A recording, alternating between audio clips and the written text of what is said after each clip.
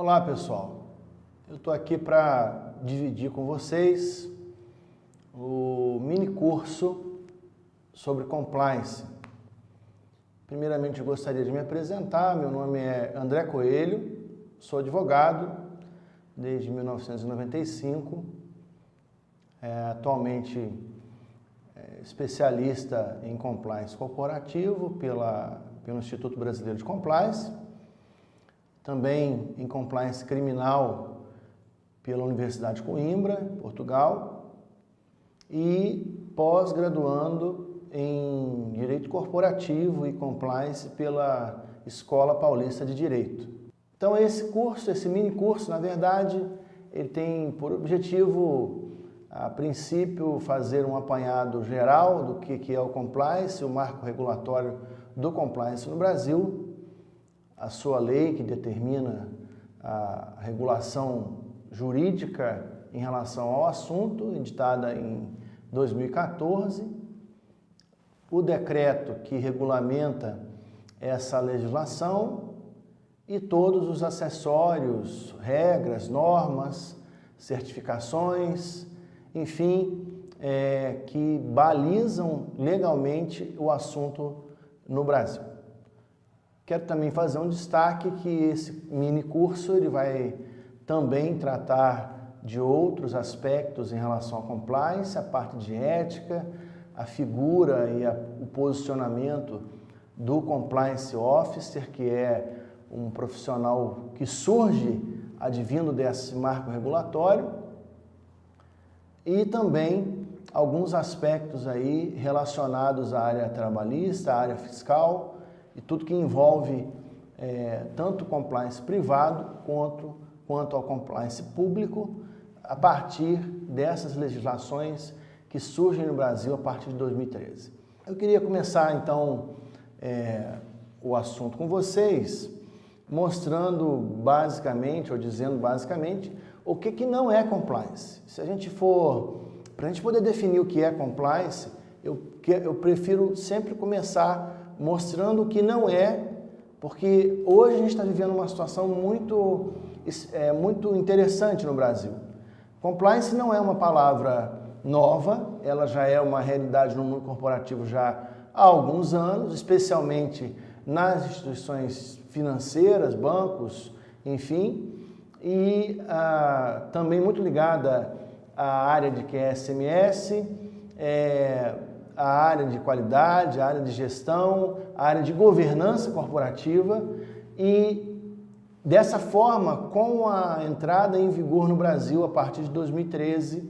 da legislação específica em relação à anticorrupção,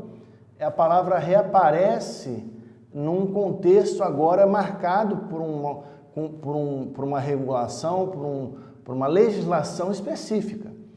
Então, muitas vezes a gente se depara com essa situação, ao passo que, quando duas pessoas estão conversando de compliance, você pode estar assistindo duas pessoas falarem de duas situações completamente diferentes. Então, a gente vai começar dizendo o que não é compliance. Compliance não é gestão de qualidade. Compliance não é auditoria interna. Compliance não é uma ação de marketing. Compliance não é algo ligado a uma certificação específica. Compliance não é uma estrutura simbólica só para que as pessoas de fora vejam ou percebam ou achem que aquela organização ou aquele ente público tem um programa de compliance estabelecido. E por fim, o compliance não é um programa estático, não é um programa que se adquire pronto, de prateleira, não é um programa que você consegue copiar de igual de outra organização ou de outro ente público. E eu quero fazer desde já um alerta que a gente está vivendo tempos em que é muito fácil você ir à prateleira de qualquer supermercado e comprar uma lata pronta, e não é o caso do compliance, tá? Bom, eu já disse então o que não é o compliance, agora eu queria dedicar alguns minutos para dizer ou definir o que é o compliance? A própria legislação, o marco regulatório legal do compliance define em poucas palavras o que é o compliance, né?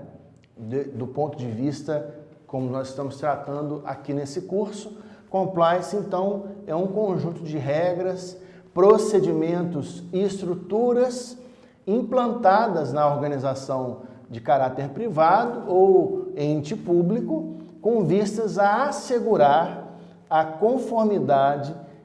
da sua eficácia, da eficácia dessa organização diante da legislação vigente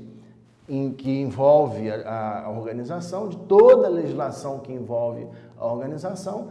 dentro da sua natureza, dentro das suas atividades,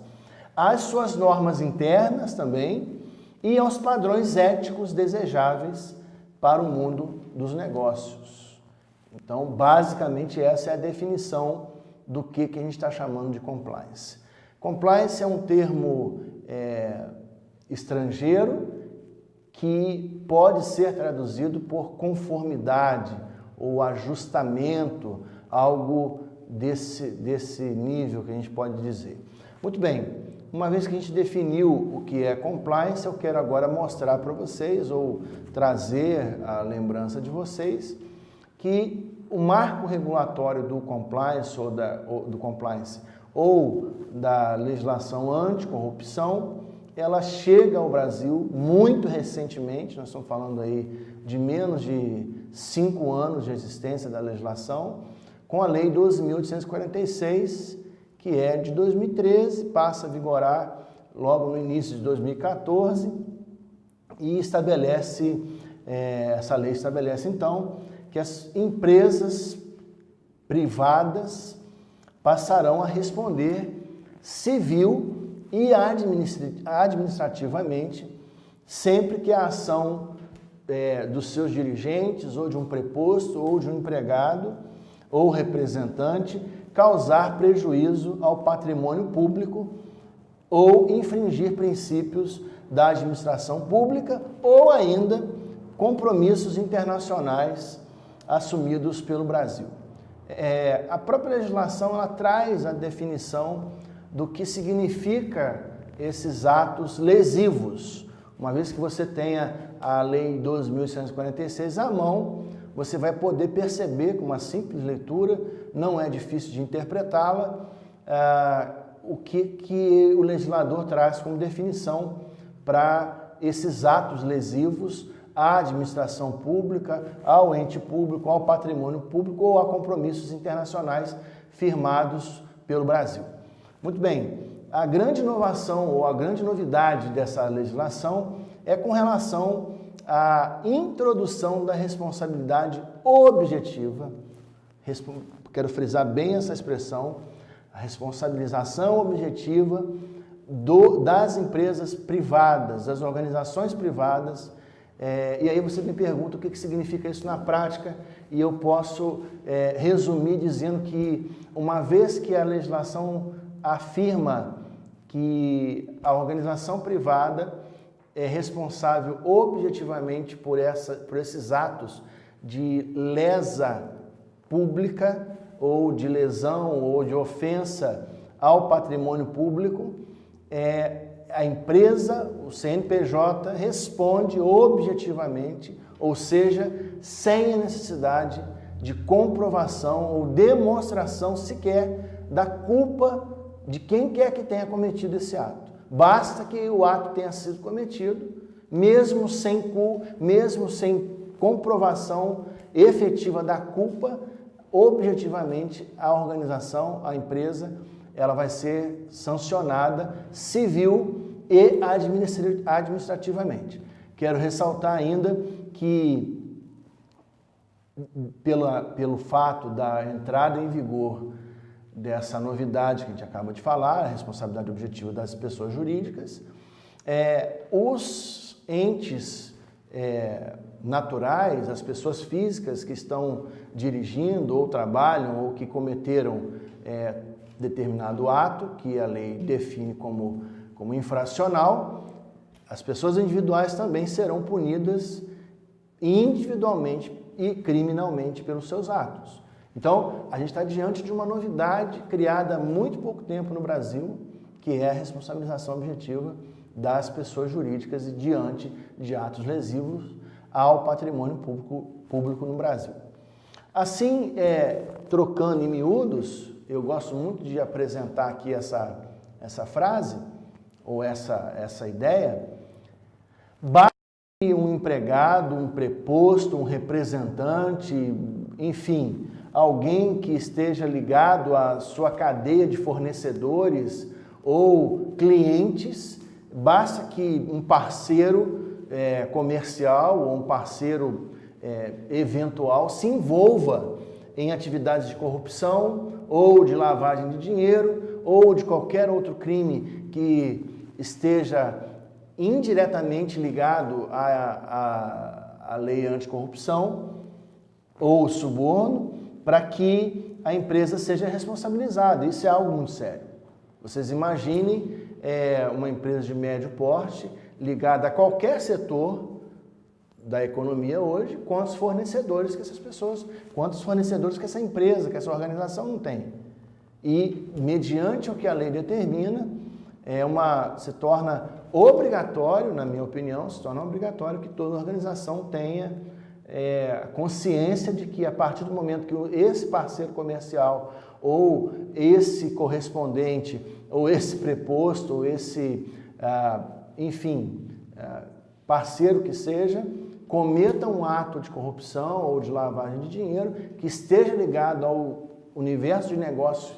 que eles praticam, para que aquela empresa também seja punida civil e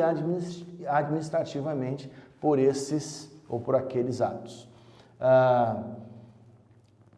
Mesmo que se alegue, mesmo que esses parceiros aleguem um desconhecimento ou a não participação deles, tanto eles de forma individualizada, quanto a empresa a qual eles representavam ou tinham essa parceria, vão responder de forma civil e administrativa, como a gente está falando aqui. Muito bem, eu venho defendendo há algum tempo a ideia de que a lei anticorrupção, a lei 2.846 e o decreto 8.420, que é de 2015, que aqueles que tiverem a oportunidade de fazer o curso completo vão poder ver conosco cada detalhe dessa legislação e desse decreto, vão poder entender com um pouco mais de abrangência o que a gente está falando e, como eu estava dizendo,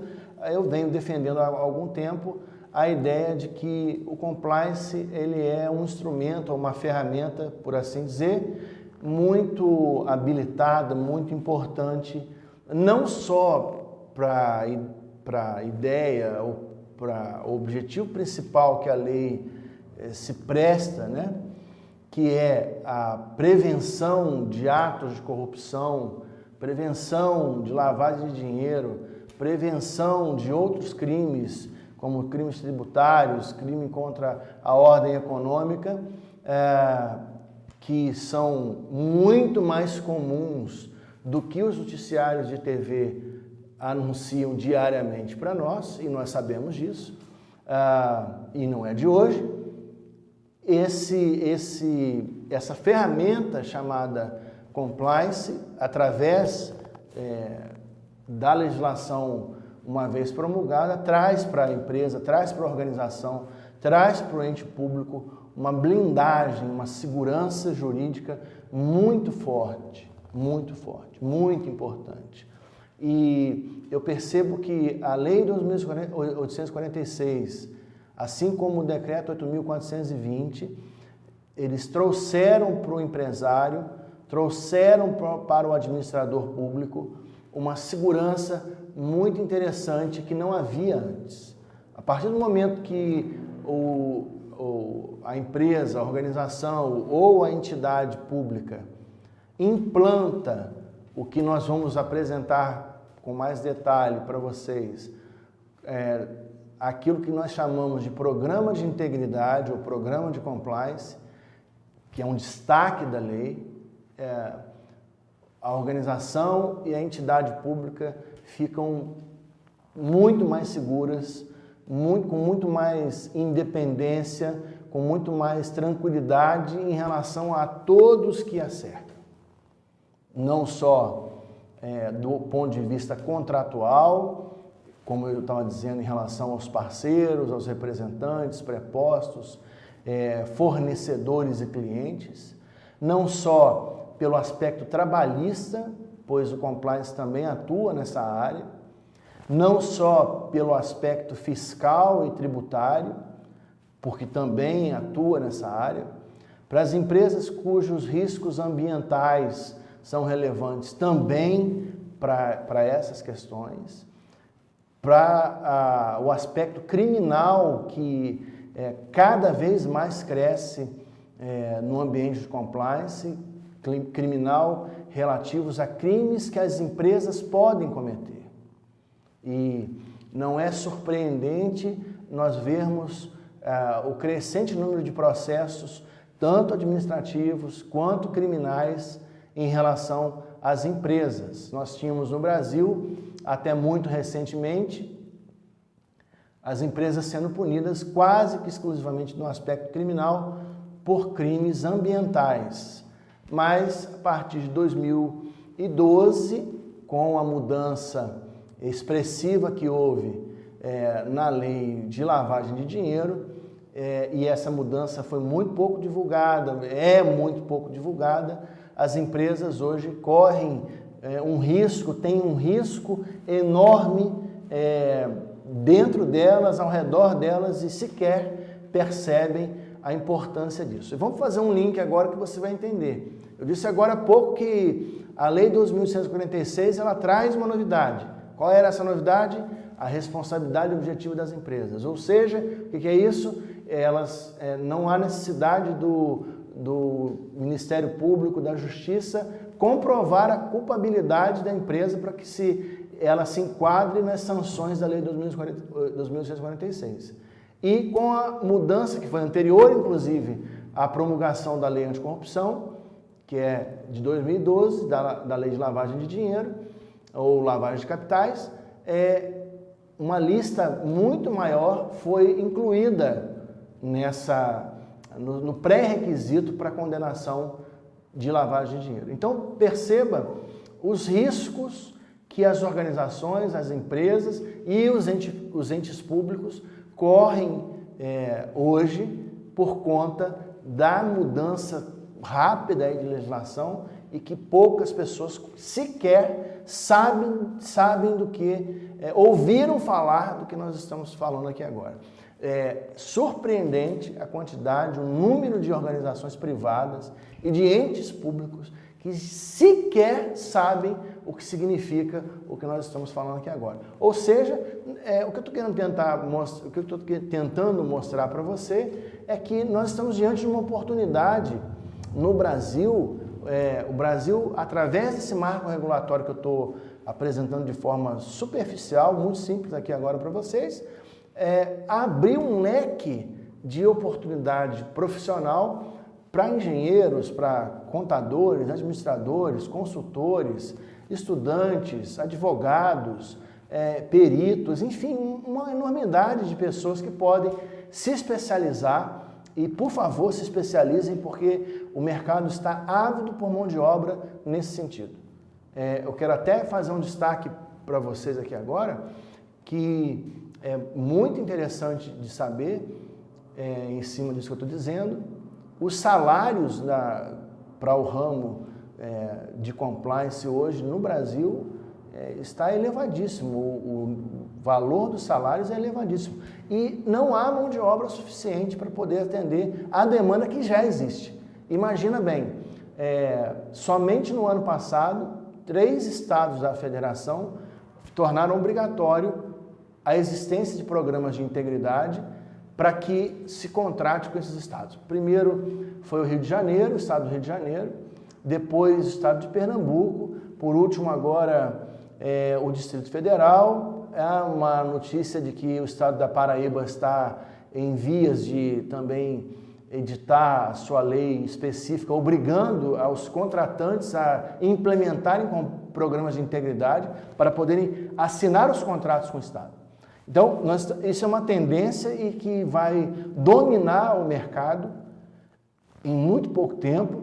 e junte a tudo isso que eu estou falando a informação da existência também da Lei 13.303,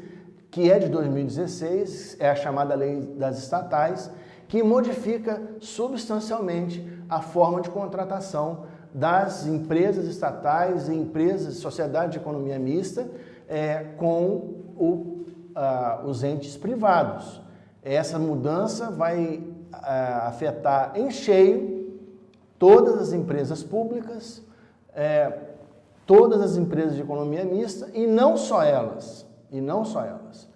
O Estado do Rio de Janeiro, o Estado de Pernambuco, o Distrito Federal, o Estado da Paraíba já editaram leis específicas obrigando as organizações privadas que têm negócios com eles a implantarem esses programas de integridade. Então, perceba a oportunidade que está aí diante de nós. Por que eu opto por um programa de compliance? Alguns argumentos que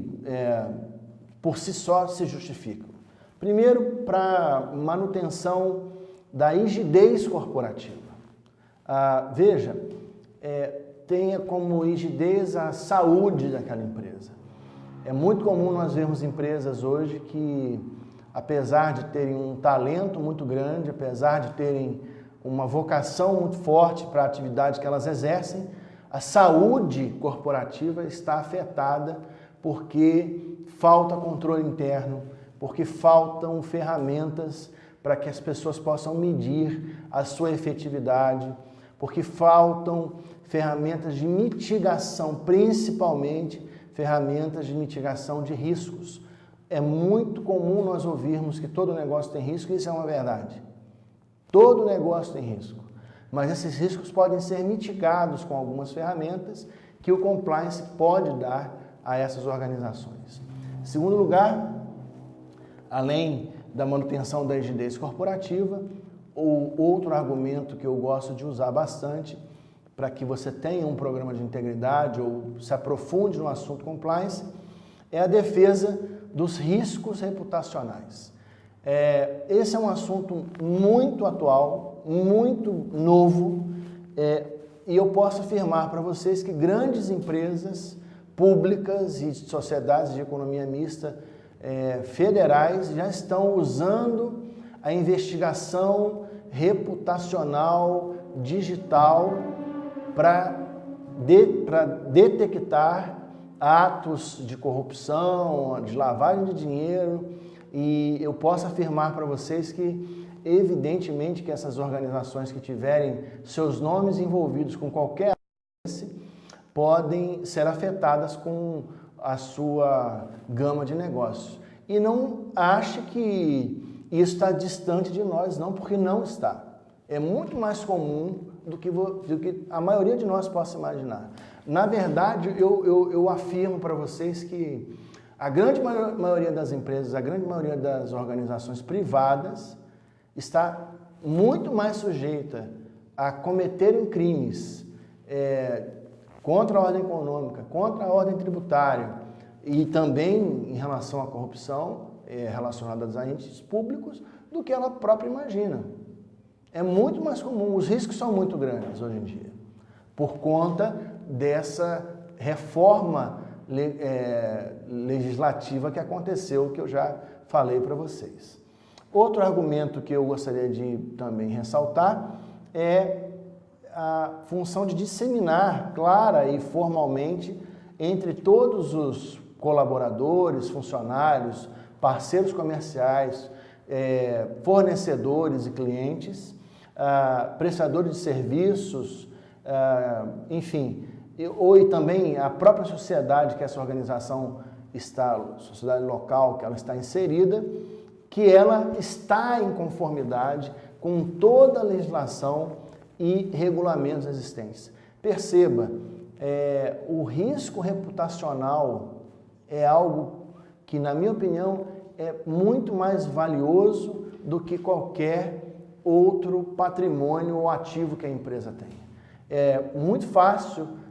adquirir qualquer patrimônio, mas a reputação é algo que se adquire com muito trabalho, com muita dedicação, com muito esforço e com muito tempo. E que pode ser afetada, pode ser abalada com muita rapidez, com muita velocidade hoje em dia, e nós sabemos disso, e dificilmente essa organização ela consegue retomar ou reabilitar-se na sua característica reputacional, uma vez que ela já foi afetada por alguma irregularidade nesse sentido. Por fim, e não menos importante, atuar na conscientização e prevenção de atividades e condutas que possam ocasionar riscos à imagem da instituição, como a gente estava falando, e a possibilidade, uma vez implantada essas ferramentas de compliance, possibilidade de penalizar e apontar para o agente interno ou parceiro comercial o ato infracional específico. Muito bem,